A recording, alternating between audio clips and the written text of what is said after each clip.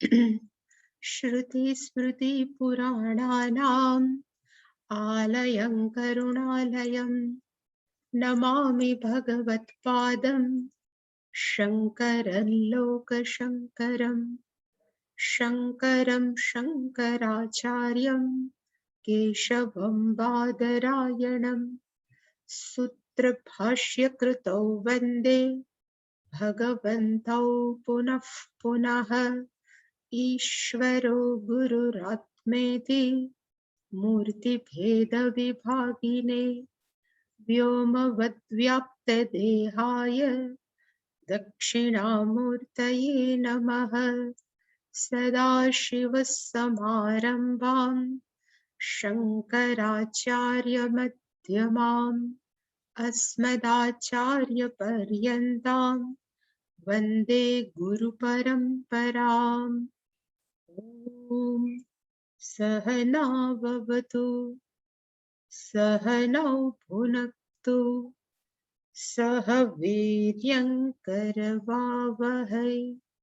तेजस्विनावधीतमस्तु मा विद्विषावहै। ॐ शान्ति शान्ति शान्तिः। सर्ववेदान्तसिद्धान्त गोचरं तमगोचरं गोविन्दं परमानन्दं सद्गुरुं प्रणतोऽस्म्यहम्। तत्त्वं पदाभ्यामभिधीयमानयोः ब्रह्मात्मनो शोधितयोर्यदित्थं श्रुत्यातयोस्तत्त्वमसीति सम्यक् एकत्वमेव प्रतिपाद्यते मुहुः। सर्वस्वरूपे सर्वेशे सर्वशक्तिसमन्विते द्वयेभ्यस्त्राहि नो देवी दुर्गे देवी नमोऽस्तुते। रोगान् शेषानपहंसि तुष्टा हृष्टा तु कामान् सकलानभीष्टान् त्वामाश्रितान्नान्न विपन्नराणां त्वामाश्रिता ह्यश्रयतां प्रयान्ति।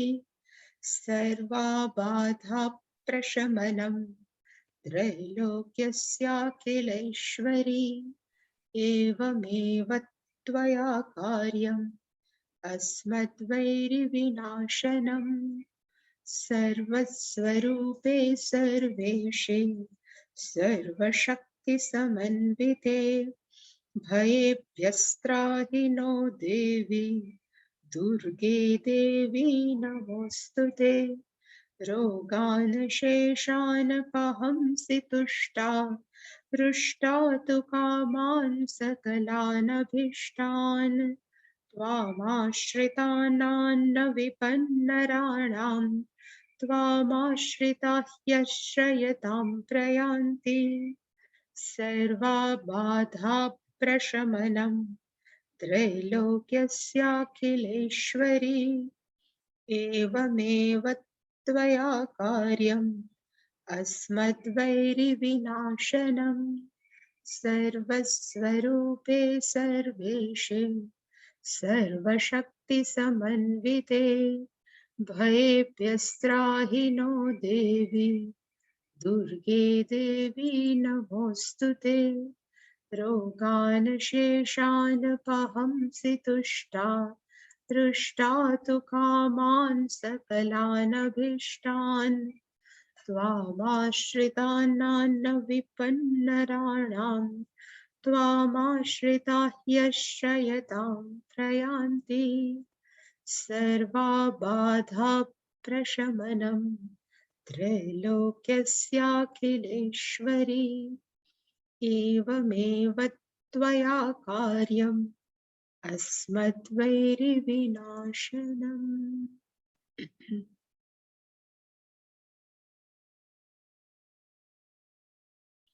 मुञ्जादिशीखामिव दृश्यवर्गात् प्रत्यञ्चमात्मानमसङ्गमक्रियम् विविच्य तत्र प्रविलाप्य सर्वं तदात्मना तिष्ठति यः स मुक्तः देहोऽयम् अन्नभवनः अन्नमयस्तु कोशः चानेन्न जीवति विनश्यति तद्विहीनः त्वक्चर्म मांसरुधिरः अस्ति पुरुषराशिः नायं स्वयं भवितुम् अर्हति नित्यशुद्धः पूर्वं जनेरधिमृते अपि नायमस्ति जातक्षणक्षणगुणः अनियतः स्वभावः नैको जडश्च घटवत् परिदृश्यमानः स्वात्मा कथं भवति भावविकारवित्ता कर्मेन्द्रियः पञ्चभिः अञ्चितो अयं प्राणः भवेत् प्राणमयस्तु कोशः येनात्मा वन्नमयोन्नपूर्णः प्रवर्तते असौ सकलक्रियासु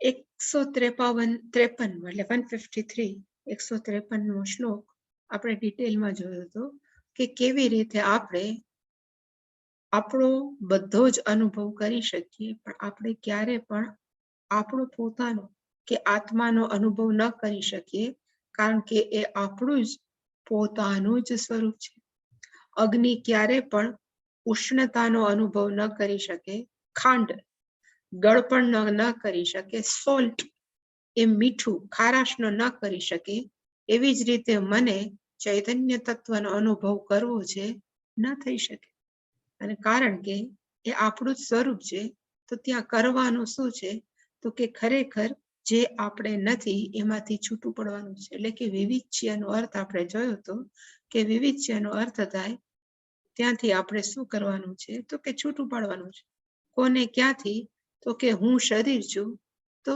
હું છું પણ શરીરથી છૂટું પાડવાનું હું મન છું એવું આપણે બોલીએ છીએ તો હું તો છું જ પણ મનથી છૂટું પાડવાનું કે શરીર અને મન નથી છતાં પણ હું છું છે એ કેવું છે તો આપણે જોયું હતું અસંગમ અક્રિયમ પ્રત્યંચમ અને ત્યાં જ સર્વમ વિલાપ્ય એ હું છું ની અંદર સ્થૂળ સૂક્ષ્મ બધો શરીર છે એનું શું કરવાની જરૂર છે તો કે લય કરી અને માણસે તિષ્ઠતિ હું જ આ છું એવી રીતે જો એ રહી શકે કોઈ પણ અવલંબન વગર સ્થૂળ અને સૂક્ષ્મ શરીરના એ સમુક્ત એ આપણે ડિટેલમાં જોયું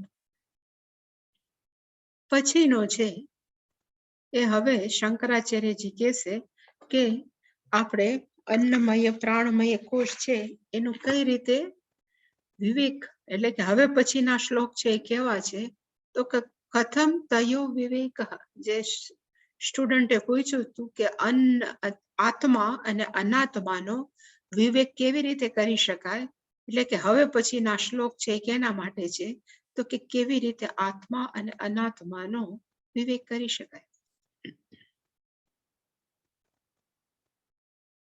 એટલે અહીંયા લખ્યું છે કે અયમ દેહ અયમ અન્ન ભવન આપણે જોયું હતું અન્ન ભવન નો અર્થ થાય અન્નનું રહેઠાણ છે આપણે કે કોનું ઘર છે તો આપણે એમ કહીએ ને કોકનું કે ભાઈ આ ફલાણા કોઠારી પરિવારનું ઘર છે ભવન છે એવી રીતે આ શરીર છે બધાનું કોમન એડ્રેસ છે કે આ શરીર શું છે તો કે અન્ન ભવન એટલે કે અયમ દેહ અયમ મીન્સ ધીસ આ દેહ છે એ ફૂડ અન્નનું એ શું છે તો કે ઘર છે એટલે એનું બીજું નામ શું છે તો કે અન્નમય અને અન્નમય નો અર્થ થાય આપણે જોયું હતું કે અન્નમય મય નો અર્થ થાય વિકારાત પરિવર્તન એટલે અહીંયા મય નો અર્થ થાય વિકાર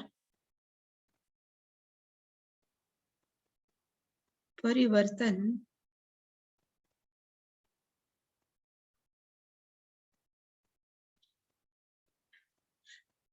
વિકાર અને પરિવર્તનનો અર્થ શું થાય?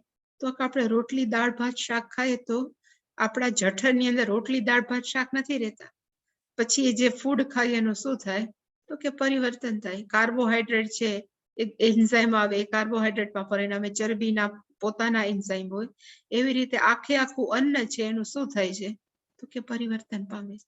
અને એ પરિવર્તન પામેલા જે આપણા પદાર્થો છે, એટલે કાર્બોહાઈડ્રેટ, પ્રોટીન છે, એ જ આપણા શરીરને પોષણ આપે છે. દાળ ભાત શાક રોટલી એમ આખી રોટલી નથી આપતી.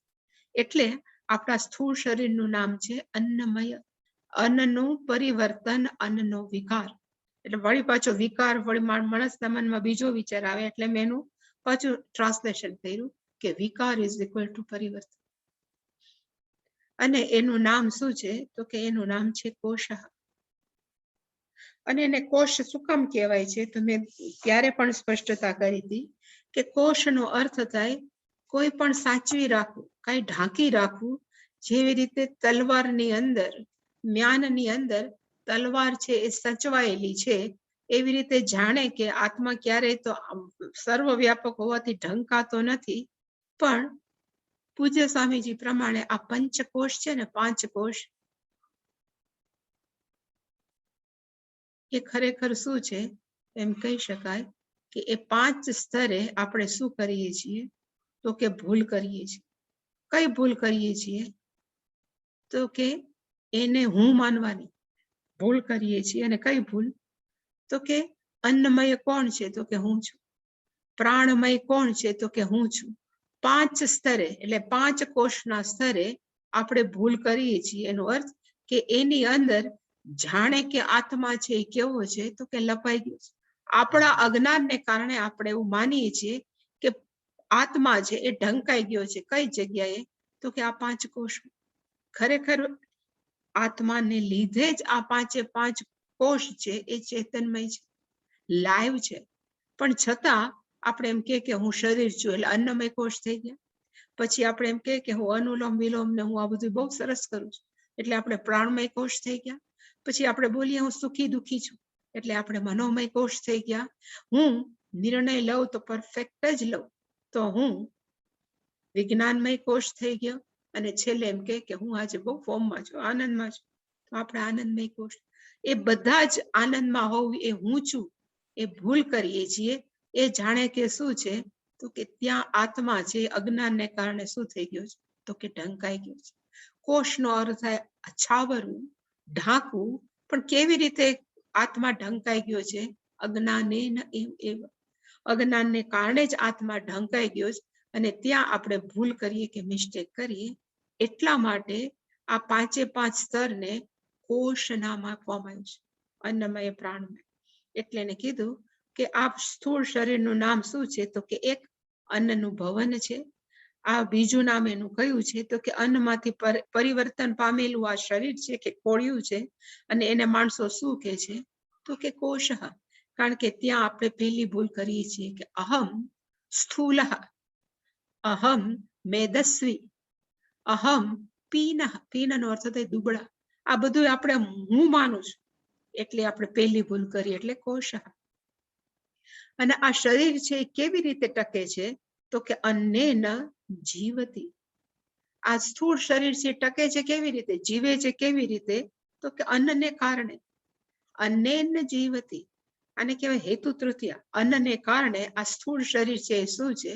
તો કે જીવે છે. તદ્વિહીન, તેના વગર. તદનો અર્થ થાય અન્નમ. અન્ન વગરનું આ સ્થૂળ શરીરનું શું થાય?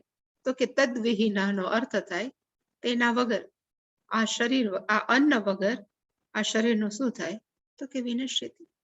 માણસો છે ખાવા પીવાનું બંધ કરી દે એટલે માણસનું શું થાય? તો કે મૃત્યુ. એટલે કે તદ નો અર્થ થાય અન્ન વિહીનેન વિનશ્યતિ. અને આ સ્થૂળ શરીર છે એમાં ભર્યું છે શું? આપણે બહુ કહે છે કે હું સ્થૂળ શરીર બહુ રૂપાળો છું કે રૂપાળી છું કે બહુ સરસ છે. એટલે શંકરાચાર્યજી કીધું ત્વક. ત્વકનો અર્થ થાય ચામડી. ચર્મનો અર્થ થાય ચામડું. માંસ નું ભરેલું છે, રુધિરનું ભરેલું છે. અસ્થિ, હાડકાનું ભરેલું છે. પુરુષનો અર્થ થાય મળમૂત્રનું ભરેલું છે. અને રાશિનો અર્થ થાય ઢગલો.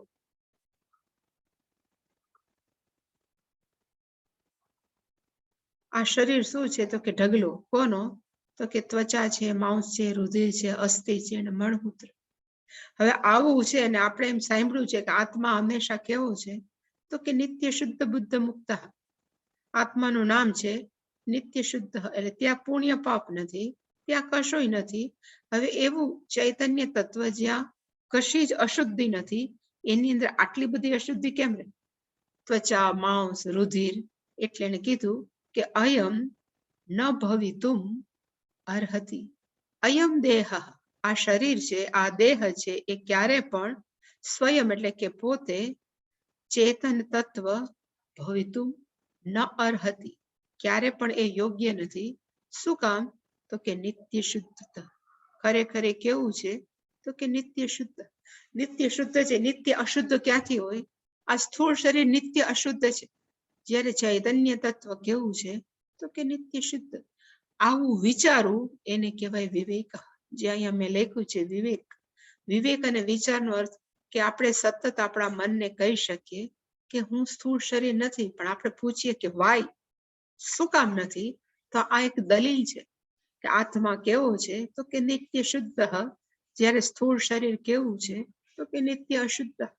મેં ત્યારે પણ કીધું હતું કે ચિન્મયાનંદજી હંમેશા એમ કહેતા કે સપોઝ તમને 1 કલાક માટે પણ મળ, મૂત્ર, લોહી, માંસ એ ભરેલી એક આખી એક કહેવાય ને કોઠી જેવું હોય, એમાં એમ કે હવે 1 કલાક રહ્યો. કઈ વ્યક્તિ 1 કલાક રહી શકે? નહીં રહી શકે. આપણે ઇવન 1 મિનિટ પણ માણસ મરી જાય, પણ આપણે 9 મહિના માની કુખમાં રહીએ છીએ. આપણે આપણું પોતાનું જ મૂત્ર પીએ છીએ માની કોખની અંદર. એવી રીતે આપણે રહીએ છીએ. તો એ આત્મા ક્યાંથી હોઈ શકે? કારણ કે આત્મા તો કેવો છે? તો કે નિત્ય શુદ્ધ. આવી રીતે વિચારવાથી શું થાય?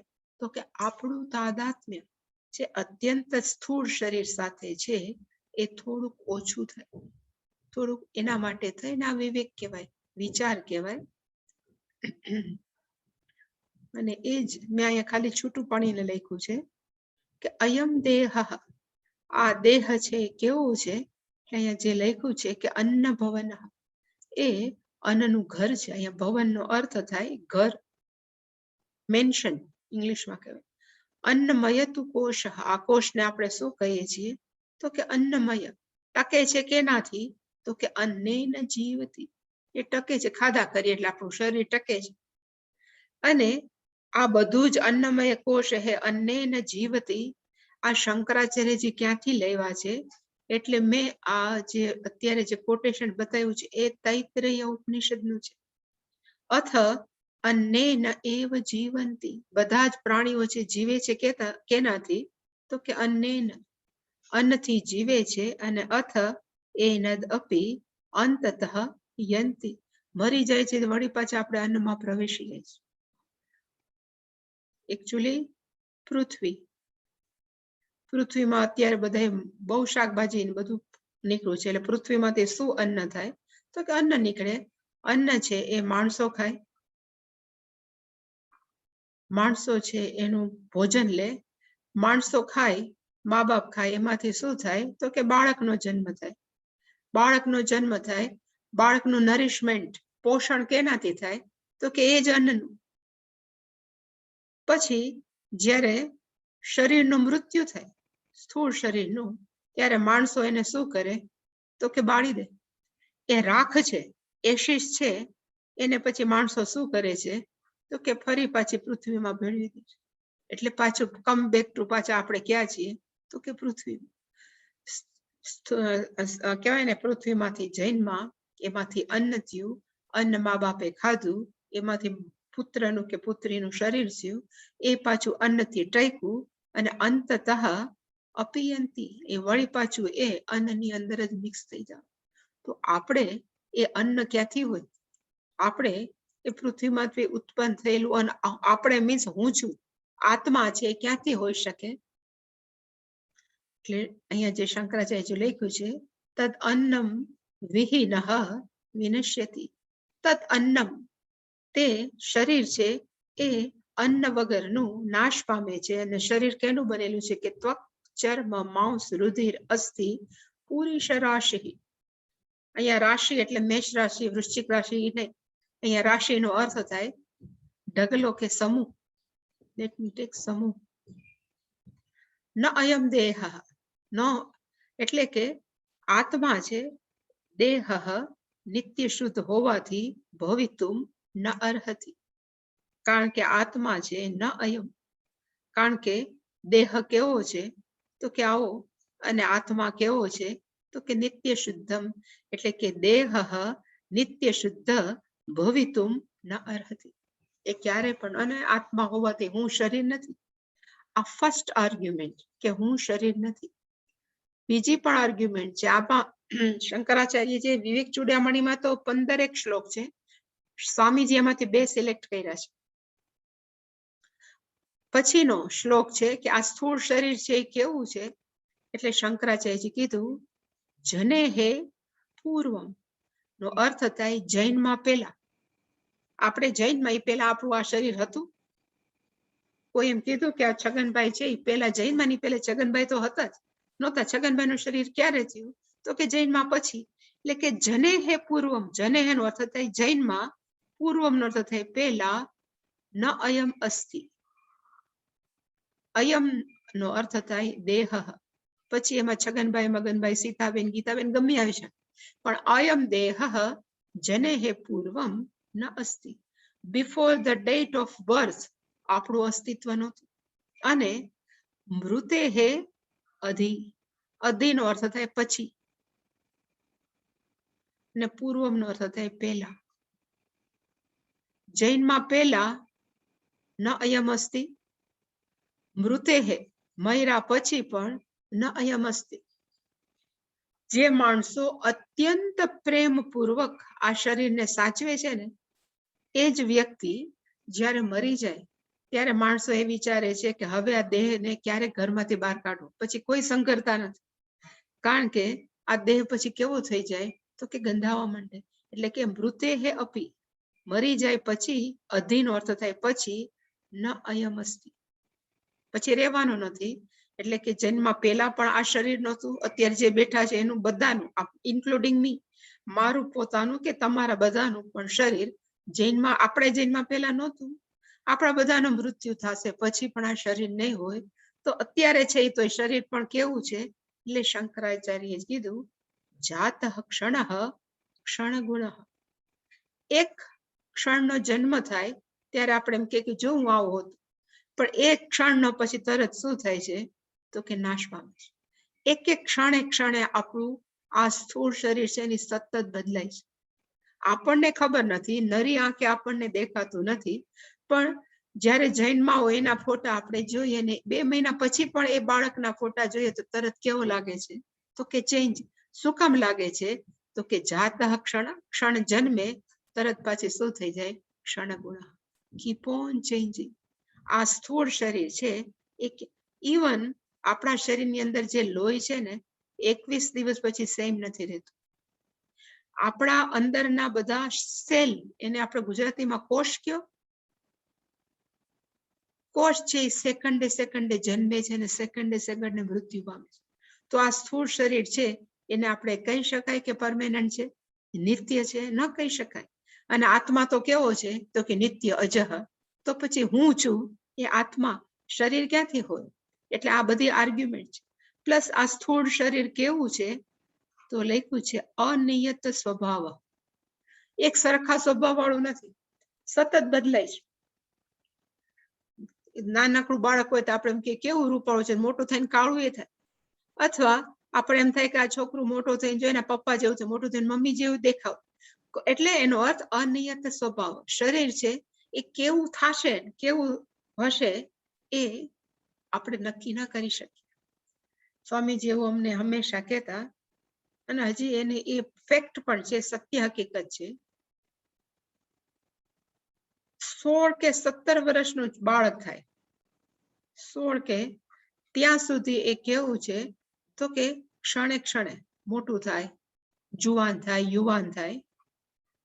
પછી એની વૃદ્ધિ અટકી જાય. એટલે હાઈટની દ્રષ્ટિ, માણસો લાંબુ કેટલા થાય હાઈટમાં, એ ક્યાં સુધી થાય તો કે 16-17 વર્ષની ઉંમરે. પણ જેવું 16-17 કે 18 વર્ષ પૂરો થાય પછી આપણે વધીએ ખરા, પણ કેવી રીતે? તો કે પહોળાઈમાં, લંબાઈમાં નહીં. 16-17 વર્ષ સુધી ભગવાન એમ કે મારી જવાબદારી છે લંબાઈ વધારવાની, અને તમે બધા ખાઈ ખાઈને પછી શું થશો? તો કે પહોળા. એટલે કે લંબાઈ પછી નહીં વધે, પહોળાઈ છે બધે. તો પણ શરીર તો કેવું છે? તો કે અનિયત સ્વભાવ, એક સરખું ક્યારેય નથી રહેતું. આ સ્થૂળ શરીર કેવું છે? તો કે નૈકહ.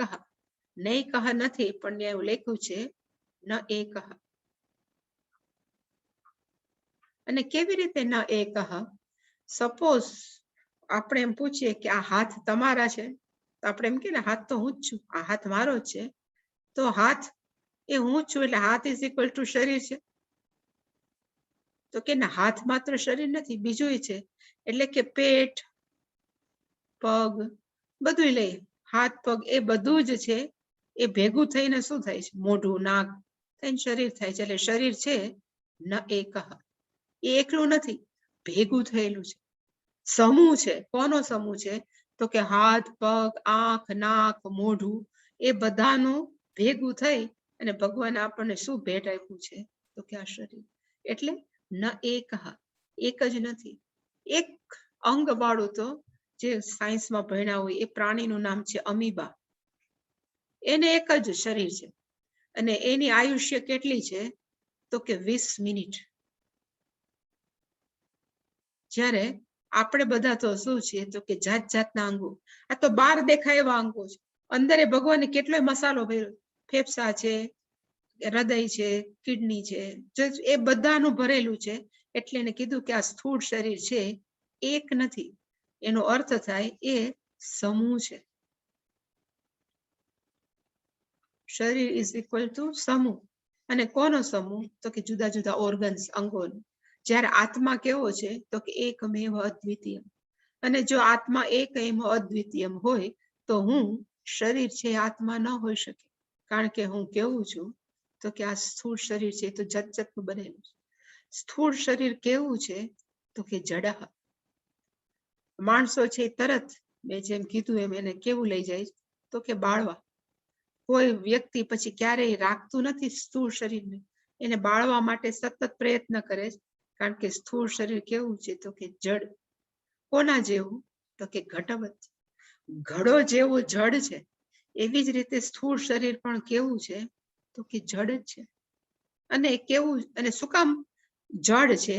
એટલે લખ્યું શંકરાચાર્યજીએ, પરિદૃશ્યમાન. આપણે, આપણું એ દ્રશ્ય છે, હું એને જોઈ શકું છું. હું એટલે કોણ? તો કે હું ઇઝ ઇક્વલ ટુ આત્મા. એને શું કરું છું? તો કે જોઈ શકું છું. અને જે જોવાય, આપણે જોઈ શકીએ, એ બધા દ્રશ્ય છે. અને દ્રશ્ય છે એ જડ છે, તો હું શરીર નથી. આ બધી જ આર્ગ્યુમેન્ટ છે એ એકદમ સહેલી છે, સમજવા માટે એકદમ સહેલી છે, પણ જીવનમાં ઉતારવા માટે અઘરી છે. ઓલ આર્ગ્યુમેન્ટ્સ અહીંયા જે લખી છે કે આ શરીર છે એ એક નથી, સમૂહ છે.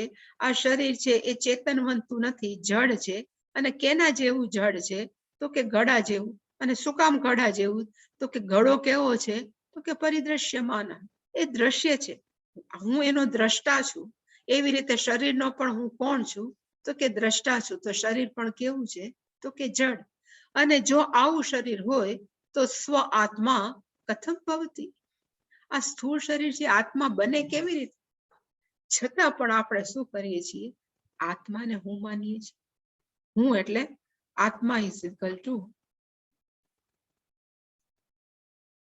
હું શરીર. અને છેલ્લે લખ્યું કે હું આત્મા એ કેવો છે? તો કે ભાવ વિકાર વેત્તા. વેત્તાનો અર્થ થાય જાણવા વાળો.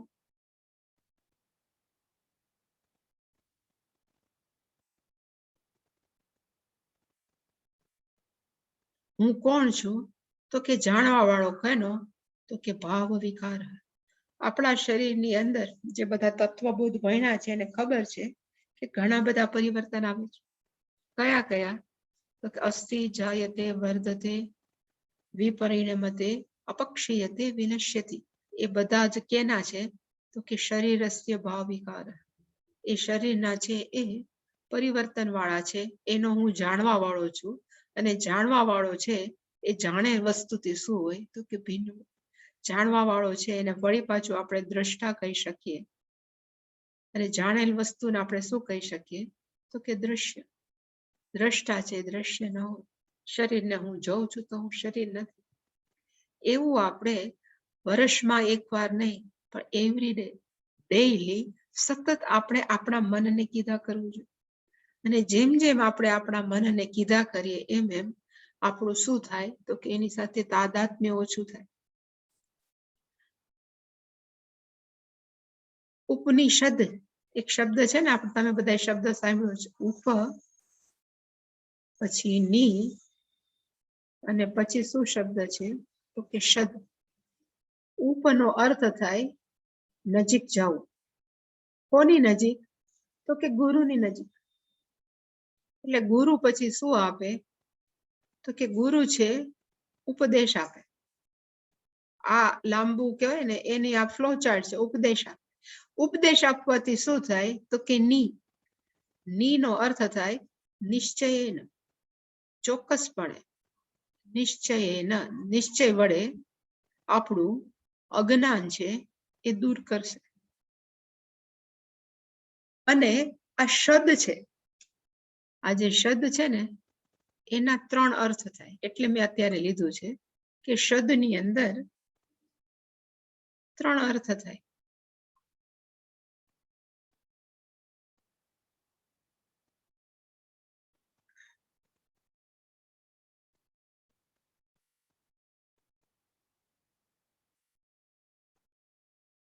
ગુજરાતીમાં લખું છું, શિથિલી કરોતી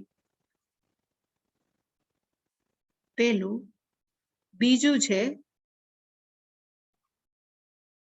વિનશ્યતિ. અને ત્રીજું છે ગમયતિ.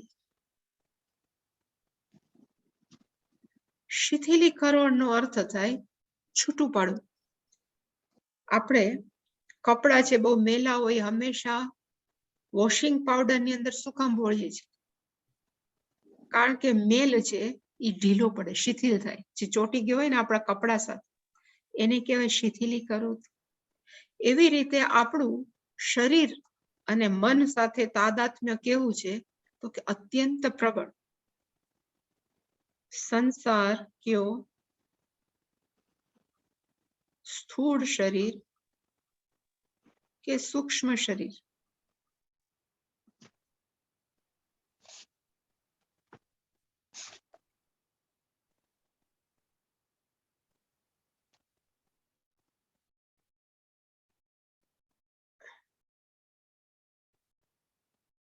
એની સાથેનું આપણું તાદાત્મ્ય કેવું છે? તો કે અત્યંત પ્રબળ.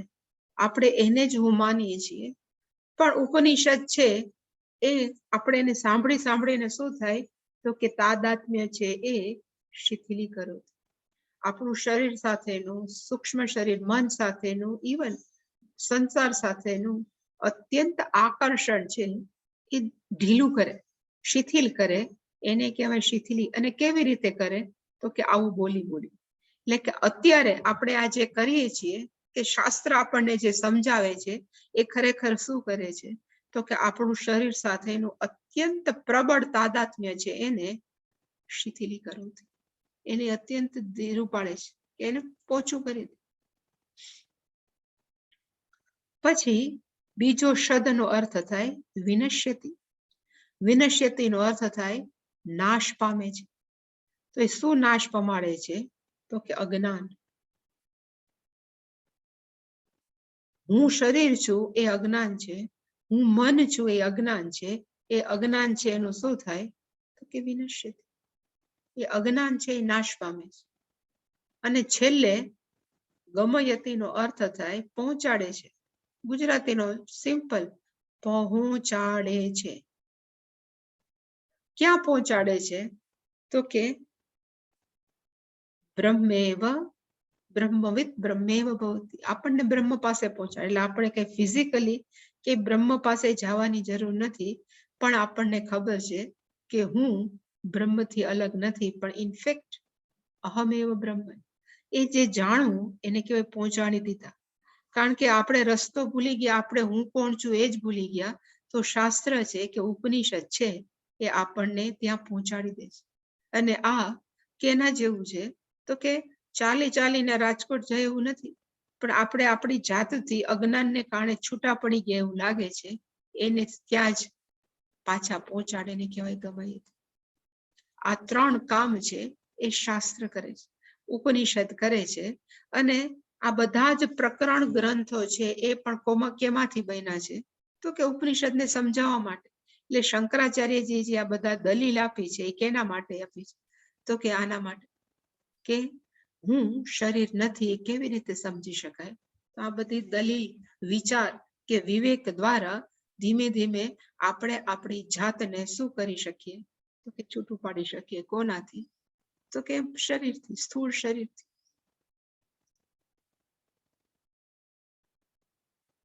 એટલે અહીંયા જે મેં લખ્યું છે પૂર્વમ જનેહ. જનેહ નો અર્થ થાય જૈનમાં.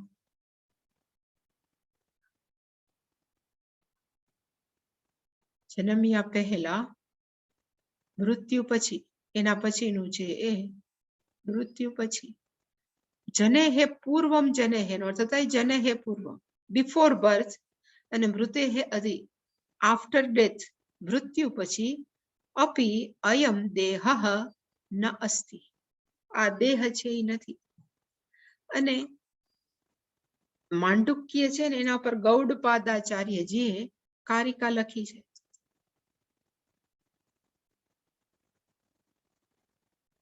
એ કારિકાનું મેં એક કોટેશન અહીંયા આપ્યું છે અને બહુ પ્રસિદ્ધ છે. આદૌ અંતે ચ યન નાસ્તિ વર્તમાને અપી તત્તથા.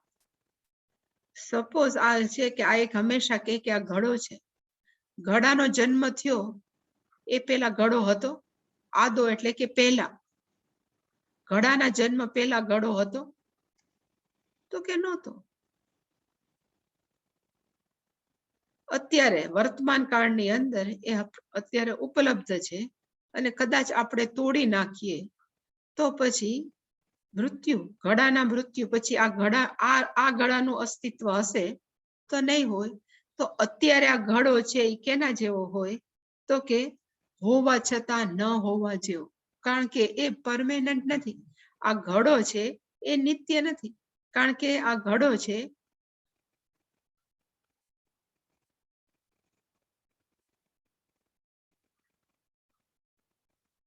નિત્ય નથી, કારણ કે ઘડો છે એ પોતાના અસ્તિત્વ માટે રિલેટિવલી કહું છું એ કોના પર આધારિત છે તો કે માટી પાસે. તો આની અંદર સત્ય માટી છે એ કેવી છે તો કે રિલેટિવલી સત્ય. જ્યારે ઘડો કેવો છે તો કે ઉપયોગી છે, પણ એ ખરેખર વાસ્તવિક ઘડા જેવું છે જ નહીં. એવી જ રીતે ઇદમ દેહ, આ શરીર છે એ જન્મમાં પહેલા, બિફોર બર્થ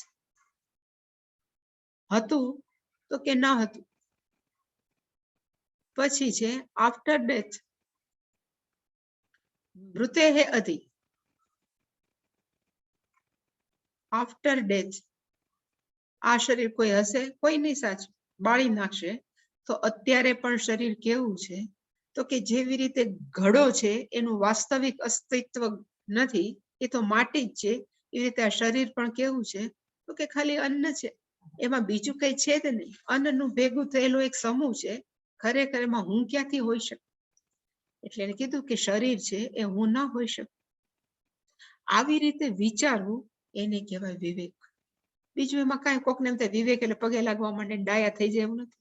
વિવેકનો અર્થ થાય વ્યવસ્થિત રીતે વિચારવું કે હું આ છું.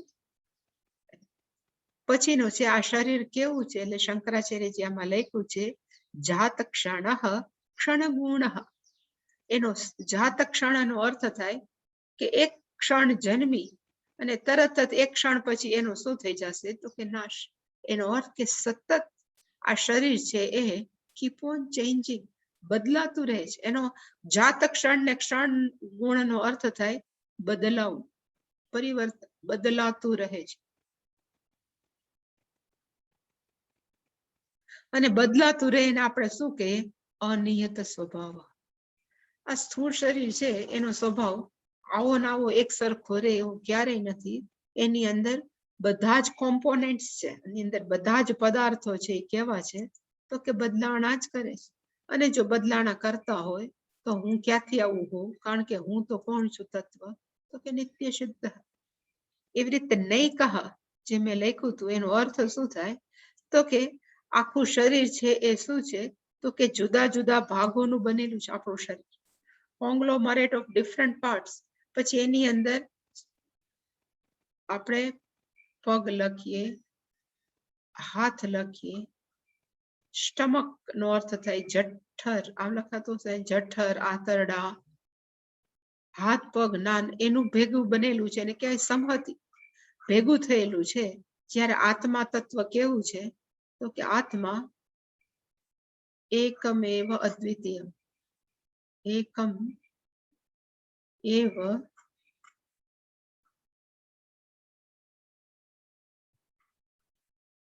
અદ્વિતીયમ. તો હું છું, આ શરીર નથી. આવું આપણે આપણા મનને શું કરવાનું? તો કે સમજાવવાનું. અને આ શરીર કેવું છે? એટલે એને કીધું કે આ શરીર છે એ ઘટવત જડ. જેવી રીતે ઘડો છે ઘટવતની ઘડાની જેમ, જડ, વત નો અર્થ થાય જેમ, ઘટવત એટલે કે ઘડાની જેમ જડ. અને શું કામ જડ? તો કે પરિદ્રશ્યમાન, જેટલું આપણા દ્રશ્યનો વિષય છે એ બધા જ કેવા હોય છે? તો કે જડ. કારણ કે જીવનમાં એક જ તત્વ છે એ ચૈતન્યને કોણ? તો કે દ્રષ્ટા. અને દ્રષ્ટા એટલે કોણ? તો કે આત્મા. એ જ કોણ છે? તો કે ઇઝ ઇક્વલ ટુ ચૈતન્ય તત્વ.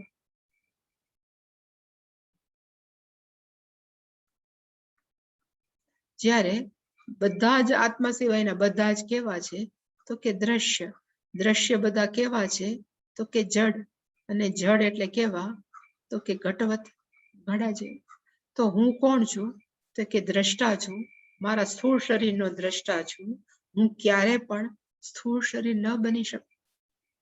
અને આવું કીધા પછી આપણે એડે કહેવાય કે સ્થૂળ શરીરના પ્રોબ્લેમ એ હું નથી, સ્થૂળ શરીરના રિલેટિવના પ્રોબ્લેમ પણ હું નથી. કારણ કે આપણી આખી લાઈફ કેમાં જાય છે? તો કે એમાં જ જાય છે. એટલે કે હું આ નથી. તો આપણું મન છે અવેલેબલ છે આ બધો વસ્તુનો વિચાર કરે. અને હું કોણ છું? તો કે ભાવ વિકાર વેત્તા. ભાવ વિકાર વેત્તાનો ભાવ વિકારનો અર્થ થાય 6 પ્રકારના ભાવ વિકાર છે. અને કયા છે? એટલે મેં અહીંયા લખ્યા: અસ્તિ, જાયતે, વર્ધતે, વિપરિણમતે, અપક્ષીયતે, વિનશ્યતિ. બાળક શરીરમાં આવે ને એટલે માણસો એમ કે આવવાનું છે, કોઈ બાળક આવવાનું છે, આવવાનું છે, આવવાનું છે, એને કહેવાય અસ્થિ. પછી અંદર ને અંદર બાળક ન રહે. બાળકનું શું થાય? તો કે જાયતે, જન્મ થાય. બાળક જન્મે પછી જન્મા સુધી એવડું ને એવડું ન રહે. પછી એનું શું થાય? તો કે વર્ધતે, મોટું થતું જાય, મોટું થતું જાય. અમુક મોટું થાય પછી એ શું થઈ જાય? તો કે એડલ્ટ. એડલ્ટ નો અર્થ થાય પક્વો, એડલ્ટ થઈ જાય. પછી એ ક્યાં સુધી એડલ્ટ રહે કે યુવાન રહે એ આપણા હાથમાં છે. પણ એક વખત પછી એવું આવે અપક્ષીયતે, એ શરીર કેવું થાય? તો કે ધીમે ધીમે ઘસાતું જાય અને ઘસાતું જાય. અને છેલ્લે પછી શું થાય? તો કે વિનશ્યતિ. છેલ્લે એ આત્માનું શું થાય? આ સ્થૂળ શરીરનું તો કે નાશ પામે. અને આપણે આત્મા છે એ કેવો છે? તો કે વેત્તા. વેત્તાનો અર્થ થાય નોવર. ઇંગ્લિશમાં કહેવાય નોવર અને ગુજરાતીમાં કહેવાય જાણવા વાળો. શું જાણવા વાળો છે? તો કે 6 ભાવ વિકાર ન જાયતે ન મ્રિયતે વા કદાચિત નાયમ ભૂત્વા ભવિતા ના ભૂયા, જે ગીતાજીનો શ્લોક છે એ જ અહીંયા ટાંકો શંકરાચાર્યજી. આઈ એમ ધ નોવર. આ વસ્તુનો જાણવા વાળો છું. તો પછી આ ભાવ વિકાર છે કથમ સ્વાત્મા ભવતી. આ ભાવ વિકાર છે એ કેવી રીતે આત્મા બની શકે? એનો અર્થ કે સ્થૂળ શરીર છે, સ્થૂળ શરીર એનું બીજું નામ છે અન્નમય કોષ,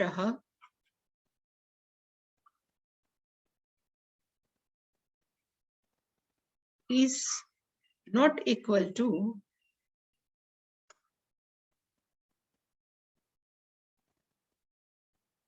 આત્મા. અને આત્મા એટલે કોણ છે? તો કે હું છું. હું છું એટલે કોણ છું? તો કે ચૈતન્ય તત્વ. તો હું સ્થૂળ શરીર નથી, હું અન્નમય કોષ નથી. These all are arguments to prove I am not gross body. એટલે કે બે શ્લોકથી શંકરાચાર્યજી અહીંયા એવું સાબિત કર્યું કે હું સ્થૂળ શરીર નથી, અન્નમય કોષ નથી. હવે પછીનો છે શંકરાચાર્યજી લેશે પ્રાણમય કોષ. એટલે અહીંયા મેં લખ્યું છે કે હવે શું ચાલુ થાય છે? તો કે પ્રાણમય કોષ વિચાર વિવેક.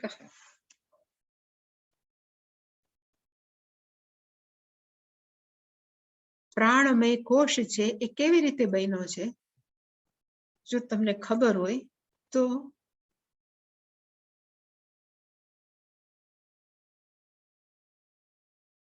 અન્નમય,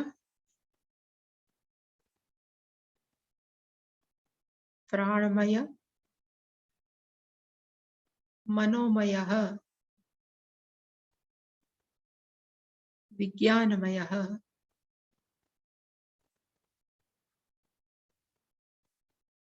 ને છેલ્લે છે આનંદમય. હવે અન્નમય ઇઝ ઇક્વલ ટુ સ્થૂળ શરીર.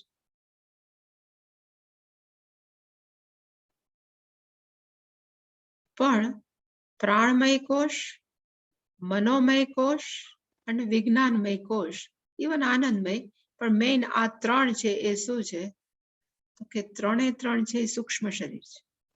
જેને આપણે સૂક્ષ્મ શરીર નામ આપીએ છીએ એને અહીંયા ત્રણ ભાગમાં વહેંચાય: પ્રાણમય, મનોમય અને વિજ્ઞાનમય. તો પછી પ્રાણમયની અંદર સૂક્ષ્મ શરીર એટલે શું? મનોમયની અંદર સૂક્ષ્મ શરીર એટલે શું? અને વિજ્ઞાનમયની અંદર શું? એટલે કે પ્રાણમયની અંદર શાસ્ત્ર એમ કે છે કે પ્રાણમય કોષ ઇઝ ઇક્વલ ટુ 5 + 5. એને શું કહેવાય? તો કે પ્રાણમય. 5 નો અર્થ થાય પંચ પ્રાણા અને 5 કર્મેન્દ્રિય.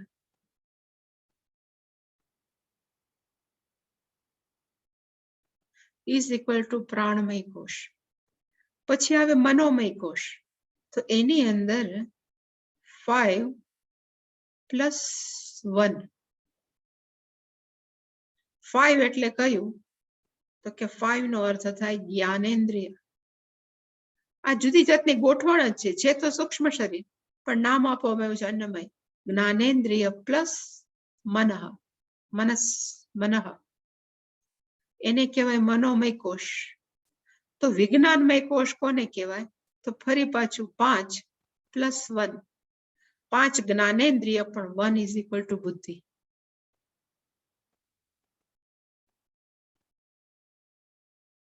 જે આપણે સૂક્ષ્મ શરીરને તત્વબોધમાં શું કે?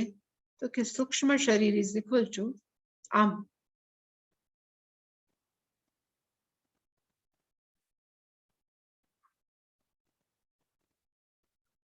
+5 + 5 + 5 + 4 અથવા 1, જે લ્યો 2 તમારે જે લેવું હોય. પણ અહીંયા 5 નો અર્થ થાય પ્રાણ, 5 નો અર્થ થાય કર્મેન્દ્રિય, અહીંયા 5 નો અર્થ થાય જ્ઞાનેન્દ્રિય, અને 4 નો અર્થ થાય અંતઃકરણ ચતુષ્ટય: મન, બુદ્ધિ, ચિત્ત, અહંકાર. આ બધાનું બનેલું, એટલે કે 5 ને 5 10 ને 5 15, કોક જગ્યાએ 17 કે ને કોક જગ્યાએ 19 કે. જ્યારે 17 કે ત્યારે ચિત્ત અહંકાર ન ગણે અને 19 કરે ત્યારે ચિત્ત અહંકાર લે. પણ આવી રીતે માણસો કે સૂક્ષ્મ શરીર ટેકનિકલી આવી રીતે, પણ એ જ સૂક્ષ્મ શરીરના પ્રાણમય, મનોમય, વિજ્ઞાનમય જયારે ભાગ પાડ્યા તો પ્રાણમય કોષની અંદર શું આવ્યું? તો કે 5 પ્રાણ આવ્યા અને 5 કર્મેન્દ્રિય આવ્યું. જ્યારે મનોમય કોષની અંદર 5 જ્ઞાનેન્દ્રિય આવ્યું અને 1 મન આવ્યું. વિજ્ઞાનમયની અંદર પણ આપણે નિર્ણય લેતા હોય, એનું બુદ્ધિ જ છે, પણ આપણે બુદ્ધિ નિર્ણય ક્યારે લઈ? તો જ્ઞાનેન્દ્રિય રિપોર્ટિંગ કરે ત્યારે જ લઈ. એટલે એમાં પાછી 5 જ્ઞાનેન્દ્રિય અને +1 બુદ્ધિ. એટલે અત્યારે પ્રાણમય કોષ હું નથી એનું વર્ણન જ્યારે કરે છે એટલે એને કીધું કે આમાં શું હોય?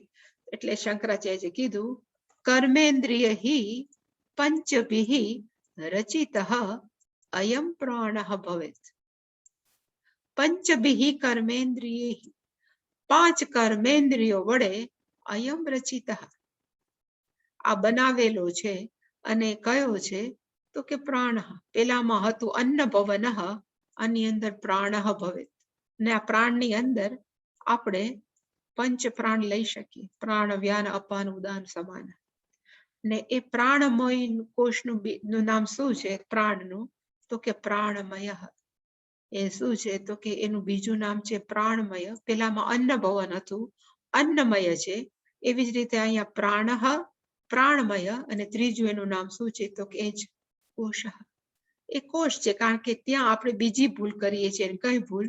તો કે હું પ્રાણ છું, હું 5 કર્મેન્દ્રિય છું, એવી આપણે ત્યાં ભૂલ કરીએ છીએ. એટલે એનું નામ શું પાડ્યું? તો કે કોષ. અને આપણે જે પ્રાણ આપણી અંદર, તો એ લખવા દો, પ્રાણ, અપાન, વ્યાન, પ્રાણ, અપાન, વ્યાન, ઉદાન અને સમાન. આ પંચ પ્રાણા છે. તો ખરેખર આ પ્રાણ એટલે શું છે? તો એને કહેવાય રેસ્પાયરેટરી સિસ્ટમ, એટલે કે શ્વસન તંત્ર. અપાનનો અર્થ થાય ઉત્સર્ગ તંત્ર. વ્યાનનો અર્થ થાય સર્ક્યુલેટરી સિસ્ટમ. રુધિરા ભીસરણ તંત્ર. ઉદાનનો અર્થ થાય બહાર કાઢવાનું. સમાનનો અર્થ થાય પાચન તંત્ર.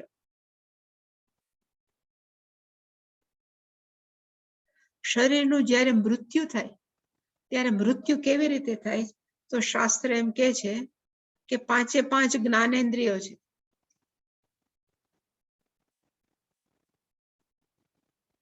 5 કર્મેન્દ્રિય છે એ લય કેમાં પામે? તો કે 5 જ્ઞાનેન્દ્રિયમાં. 5 જ્ઞાનેન્દ્રિય છે એનો લય શેમાં થાય? તો કે એનો લય થાય અંતઃકરણ ચતુષ્ટય. એટલે અહીંયા મન લખું. મનનો લય શેમાં થાય?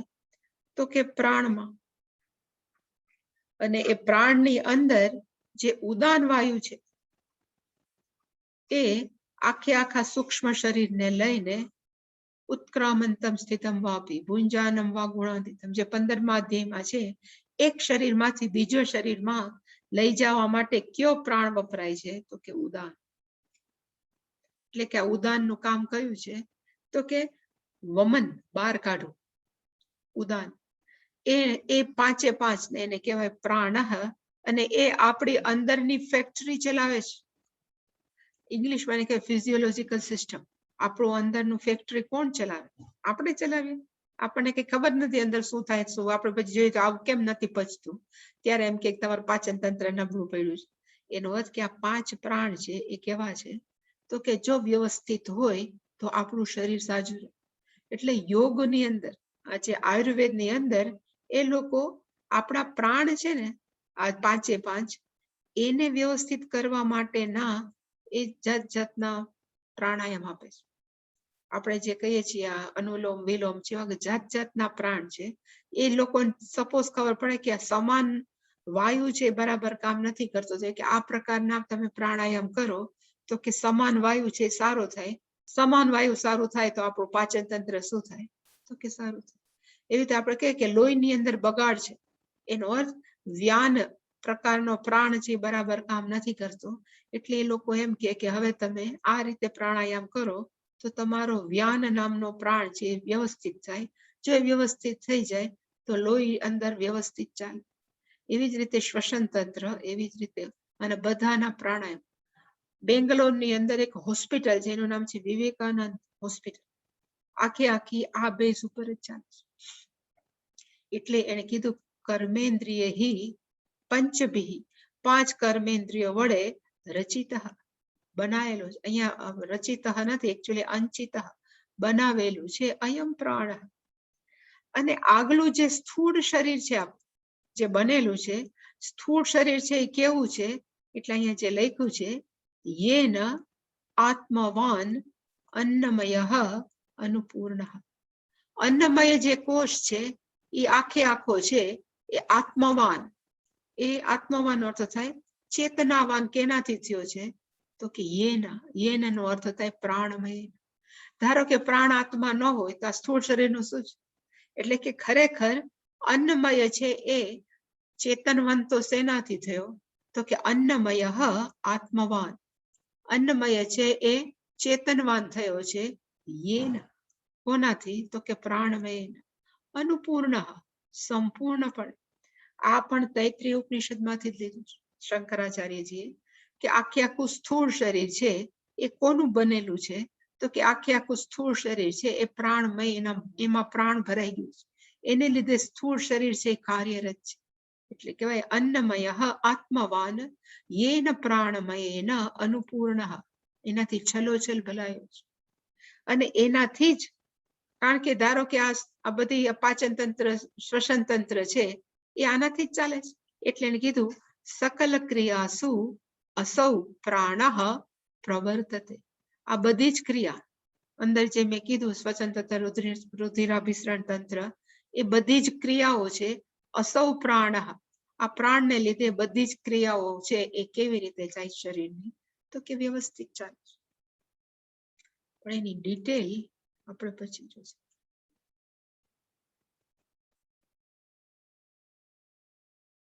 કઈ પ્રશ્ન આમાં? નહીં? બધું સ્પષ્ટ છે?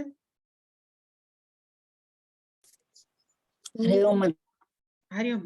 ઓમ પૂર્ણમદ પૂર્ણમિદં પૂર્ણાત પૂર્ણમુદચ્યતે પૂર્ણસ્ય પૂર્ણમાદાય પૂર્ણમેવાવશિષ્યતે. ઓમ શાંતિ શાંતિ શાંતિ. હરિ ઓમ શ્રી ગુરુભ્યો નમઃ. હરિ ઓમ.